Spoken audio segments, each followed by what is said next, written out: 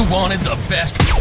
You've got the best podcast. The hottest podcast in the world. The Chris Voss Show, the preeminent podcast with guests so smart you may experience serious brain bleed. The CEOs, authors, thought leaders, visionaries, and motivators. Get ready. Strap yourself in. Keep your hands, arms, and legs inside the vehicle at all times, because you're about to go on a monster education roller coaster with your brain.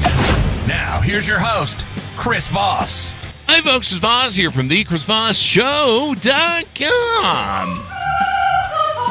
Gee, sounds like I'm losing it there. As somebody let me out of the rubber room there and took off the thing. What's going on? I sound crazy in the voice there. Anyway, guys, welcome to the big show. As always, we have the smartest people on the show, damn it, or else. Always. Like, that's the whole reason you listen to us. That or you like my idiot comedy, which is really awful when it comes down to it. But I don't know, sometimes dying is funnier than killing. Anyway, guys, we have an amazing young lady on the show. We're going to be talking about her hot new book that's coming to the presses and some of her insights and experience. It's a book that comes out March 4th, 2025. But now that I've teased you with it, I have to tell you, refer the show to your family, friends, and relatives. Go to goodreads.com. Lawyers said I have to say this. YouTube.com/Chris Voss. LinkedIn.com/Chris Voss. Chris Voss 1, the TikTok, and Chris Voss. Facebook.com. Anyway, she is an amazing young lady. Cassidy Randall joins us on the show. Her book out March 4th, 2025, that you can pre-order now and get it wherever fine books are sold, is called 30 Below, the harrowing and heroic story of the first all-women's ascent of Denali. The mountain, that is. That's not in the title of the book. I just added that for fun there, folks. Anyway, we're going to be talking about her and her insights, her experience, and her writing this history. So Cassidy Randall is an award-winning writer who tells stories on the environment and adventure and people who expand human potential. I guess that's why I made her list. I destroy human potential, I guess. She's the author of the new Survivor epic, 30 Below, and she also wrote the first all-women's... Oh, okay. And she also wrote The Hard Parts with Paralympian Oksana Masters. I'm having a brain fart tonight, which won the Alex Award from the American Library Association, was listed as one of the best sports books of the year by the Times. That's pretty awesome. Her stories have appeared in Rolling Stone, Vanity Fair, National Geographic, the New York Times, Time Magazine, Outside, and Men's Journal, among others. And she's been awarded the Lowell Thomas Gold Medal in Adventure Writing, shortlisted for True Story Award, and included in the year's Best Sports Writing. Good to know people are still reading books. Welcome to the show, Cassidy. How are you? I am better now that you called me young. I'm really honored. I know I have the voice of a 12-year-old girl, but I also appreciate that. I mean, it doesn't sound quite 12, but I don't talk to 12-year-olds. I'm not like on Chris Hansen's show yet. But yeah, I mean, you sound young. You look young. Run with it. I will. So Cassidy, give us your .coms. Where do you want people to find you on the interwebs? Yes, I am at CassidyRandall.com, which is where you can also find my books. And I write on the Wilder Path at Substack, and you can find me on Instagram, too. Oh, the Insta, as the kids call it. I don't know if the kids call it the Insta, but whatever. So give us a 30,000 overview of what's inside your new hot book. Yes, so this book, which is called 30 Below, you can, if you're watching, you can disregard my hot pink or hot yellow bookmark in there. But it is... not just about the first all-women's ascent of Denali. It was about the first all-women's ascent of any of the world's big peaks. And context is important here. So by 1970, when this climb happened, we had sent men to the moon, and women hadn't stood on the highest points on Earth. Oh, wow. And why do women hate mountains? No, I'm just teasing. Go ahead. Yeah, exactly, right? More, why was it that they weren't allowed, essentially? So they weren't allowed? I would say they were not welcome. Okay. It was that was kind of in the age where I remember there was in the 70s, there was a marathon, and there was the woman who ran the first marathon. She kind of hijacked it. Catherine Switzer. And they were attacking her. And I was like, what the fuck? Yes, like, she ran rude. the first marathon. The race organizer exited a bus, ran after her, yanked on her to pull her out of the race, and her boyfriend, who was running with her, who was a 235-pound football player, body blocked the race director so she could keep running. Good, that's good. Everyone's got to run. Everyone's got to learn to run for the hills when that time comes. What made you interested in this story? so many things. One was, if this was such a big deal, why had we never heard of this before? It should have been somewhere in our collective consciousness, in our history, and we hadn't. And there are a few reasons for that. And the other thing was that it was this incredible survival story. Like, this was not just they wandered up a peak. There was so much at play, and it was so fast-paced and really cool to get to tell that story. It was really fun to write. Yeah. And so how did you discover the story? How did it come to you? I wish that it was a lightning bolt moment, but it was an email from my agent, and she had sent me a link, and all she wrote was, "Is there a good story here?" And the link was this National Park Service blog post from 2022 or something. And it was just a 500-word write-up of this climb celebrating the 50th anniversary of it. And that's when I landed on it, just thought, this is something I should have heard about. I had been writing about adventure and women's issues for years by then, and was floored that I had never even seen this. Yeah.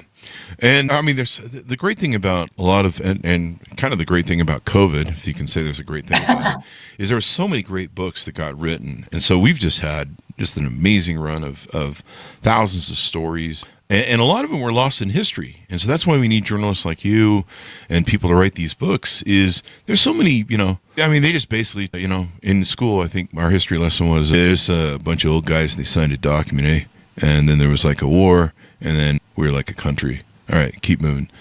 It wasn't that bad. We have wonderful teachers too. I shouldn't talk poorly about teachers, but no, there's a lot of stories, and people have stories, and that's why we love the show. Is people bring their stories on, and you learn stuff about history. There was a lot of history that got left out, and so it's great that you discovered these stories.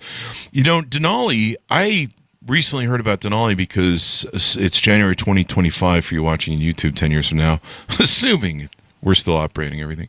And Denali was being renamed, or it's supposed to be renamed. They might be fighting it in court. Evidently, Alaska isn't happy about it. But what is Denali as a mountain, and why is it important? Why are people renaming the thing? Maybe, I don't know.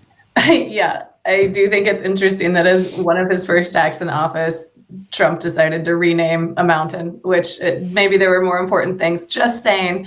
But so Denali, it means in Koyukon Athabascan, the Great One. And it had been called Denali and intertwined with this pursuit, mountaineering, that mainstream culture has long romanticized. I mean, you think about the first people who were watching the first ascents in the Alps with binoculars from the valley floor in like the 1800s to our modern obsession with Everest.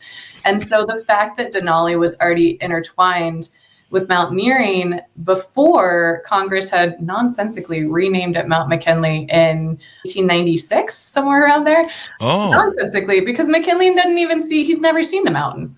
No one even cared. I don't even know who he is. He's like some 1800s president that I don't know. I don't even know what he did. How does he get a mountain? Why don't we put up a mountain for, I don't know, John F. Kennedy or something? Does John F. Kennedy have a mountain? People like he does not. Oh, well, let's get him a mountain. As far as I know, actually. There you go. I mean, he was the guy who started the space race, the golden age of America. Ask not what you can do, yada yada yada, and they started the whole space thing, and like phones and everything we have is from. Let's name that Denali. But anyway, so Denali is the highest point in North America, so it's basically like our Everest sort of thing. It is, which does make it really important in our national consciousness, right? Yeah. But what's interesting is even over the century that it was named McKinley. So Obama restored the name Denali in 2015. That's what this is yes, about. I get it now. Okay. But even over that century that it was called McKinley, climbers, Alaskans, a lot of Americans didn't call it McKinley. They still called it Denali because it's a great name. Yeah, it's a great name. Yeah. And Denali. So, a lot of Alaskans and climbers have already come forward to say that they will keep calling the mountain Denali. There's not really much to be done about that. I just like it. It's a punchy name, Denali. It says, I'm going to kick your ass if you don't. And that mountain will. It's kind of like Everest. I will kill you, but you can try. You can try to climb me. Tell us about these women. Were you able to interview them? I know the story is older. Were you able to interview them and get their story? At first, when I got the book, I thought you might have been one of the climbers, but then I saw that it was, this was done a few years ago. And yeah, in 1970. And you're a 12-year-old girl, according to your voice. So that's not on the mountain. I just assume. I'm like, they probably don't have 12-year-olds climbing Denali, so yeah. Now I bet they would, but That's not then. These women, so there are 6 women who did this, and only 2 of them are still alive. Arlene Bloom, who lives in California, and she was the deputy leader, and Margaret Clark, who lives in New Zealand. And I would just want to say that I would like to be like Margaret Clark when I grow up. She's probably 90 now. She's only just now starting to lose her mobility. She's really pissed off about it, but she refuses to use a walker, and instead she has a hiking pole in every room. Really? That's pretty awesome. A hiking pole in every room. I'm going to do that. I had a friend who had some back injuries from a car accident. Somebody hit him. And I remember seeing him walking with a cane. I was like, dude, you should why don't you get a wheelchair for sometimes when you roll around? He's like, dude, once you go to the wheelchair, you're never going to stand again. And it's all about quality of life. And I was like, yeah, so good on her that she's putting up a good fight there. Yeah. So they both had their own sides of the stories that they could tell. And then I had these archives from Grace Homan, who I could have written an entire book about. You could actually base a really phenomenal novel on Grace Homan's life. But her life was archived at the University of Alaska in Anchorage. And it is incredible what is in there. Her letters, her climbing journals, and her husband's. Oh, wow. It did make me think about, can you imagine if somebody was trying to write a book like this today? Like, what would you mind? Our emails, our texts, like things we don't even keep. Yeah. And so you got to peruse through her journals and everything else. Why did they decide to do it? Were they trying to do something like the marathon young lady we talked about? Or were they just doing it because they're like, hey, we're one of those mountains people and we take mountains? Yeah, they all had different stakes, which is also why I love this story. They were all really complicated, different women. Grace, whose idea it was to do this, had been turned back twice on Denali before this, and both times in these really sort of harrowing situations. And she was the only woman on those teams both times. And she suspected it was because she was a woman that she was turned back. But then, and some of this is, all of it really, is archived as well. This story, this heartbreaking story plays out in Grace's journals and her letters and her husband, Vin Homan's, where in 1969, Grace wanted to go on this expedition to the Himalaya, to Dhaulagiri 1, which then was one of the hardest peaks in the Himalaya to climb. And her husband, Vin, was going, a well-known Alaskan mountaineer. And he then put Grace forward for the team. I mean, she had a ton of experience. She climbed on several continents. She had a bunch of first ascents, some of them solo. And she was a doctor, which was really helpful on these expeditions. And the team leader writes back to Vin and says that, no, Grace won't be going. In fact, she has illusions of grandeur and she has light experience, bars her from the expedition. And then Vin, on that expedition, dies in an avalanche. He never comes home from the Himalaya. And Grace has this wild survivor's guilt where she starts to think, what if I had been there? Would I have made different decisions and he wouldn't have been in that spot? What if any woman had been on that expedition? What would happen on an all-women's expedition? Yeah. I mean, that sounds like a great way to beat the system back then, because since, some of that sexism was going on, and you just take all women. No one's going to kick you off the team then. I don't know, maybe, but, still. Not over your sex, women. Right. Well, and that's what I think is 1970 wasn't that long ago. Right? That's pretty modern history. It feels like it was a long time ago. I got to tell you. I guess it does. I was born in 68. Okay. 57. I'm feeling it. I'm feeling Nixon still. Yeah. What I think is amazing about that is that there's still, even in 1970, the narrative was that women were physically and emotionally too weak to do this. They couldn't withstand high altitudes or savage elements or climb with carrying these heavy loads without men's help. And everyone knew that their periods made them weaker and prone to hysteria on a monthly basis. So that's what I think also is amazing about this, is these women were doing something that everybody told them was impossible. Yeah. Was there fanfare behind this? Because, I mean, it had to be, like, I've seen that marathon, first woman who ran a New York Marathon video like a billion times. Like, I've seen it so many times over the years. How did this get news coverage? Was this a big deal, or did they not promote it? Or what was how come more people didn't hear about this? Yeah, I think there's a couple different reasons, but no, there was only local coverage for the most part of the climb. So a couple chicks climbed the mountain. I mean, it's kind of wild that no national news covered it. What I think is interesting, though, is the timing. So this climb unfolded 2 months before August 1970, which is when the women's strike for equality, when all these women marched down Fifth Avenue with linked arms, put second wave feminism on the map. And I think had the climb unfolded maybe in the summer after that, it might have gotten a lot more attention, right? In the fevered days of this new movement. But the other is that sometimes these stories of failure serve to prop up whatever narrative we want to tell much better than stories of success. And so the fact, especially when you're talking about boundary break, right? Who are breaking boundaries that a lot of people don't want them to break. Yeah. And so Arlene read 2 years after this climb about another first all-women's ascent on Denali in 1972. And it was in the LA Times, a major national newspaper, covered it. And what they covered, though, was the fact that several of the women on that expedition died, and they didn't mention the survivors, and they didn't mention that the women had made it to the summit. Wow. Which is wild. So they had. Yeah. Wow. But they also weren't the first all-women's ascent. It was Arlene's trip the 2 years before that. Wow. Oh, so that second one made the year. Wow. Yeah. That's unfortunate. Yeah, I mean, nowadays, thank God there's social media and there's a democratization where you can post videos. Imagine they took some pictures. There's one on the cover of your book. Yes, there are video, maybe? No video. What's also really interesting is this was 1970, right? Yeah, I mean, we had the cameras were like 5 trillion pounds. Yeah, your camera weighs a ton. That's a good point. But I mean, these were women who apparently never even called each other on the phone. Everything is just over letters. So I would have been shocked if they hauled a video camera up. Really? Yeah, that's true. My mind farted on the concept of, they didn't have cameras. I was like, couldn't they afford iPhones? In the 70s. Stupid Chris. Anyway, so you tell this great story. It's kind of like, I don't know. Like nowadays you hire a PR agent for everything and you get him to tell your story, no matter how inane it might be. I've never climbed Denali, so my PR agent's, he's some idiot with a mic and I don't know, he pays me and I just try and, I have pity for him. So, it's unfortunate they weren't like asked to the White House or anything. I mean, it's kind of a momentous thing.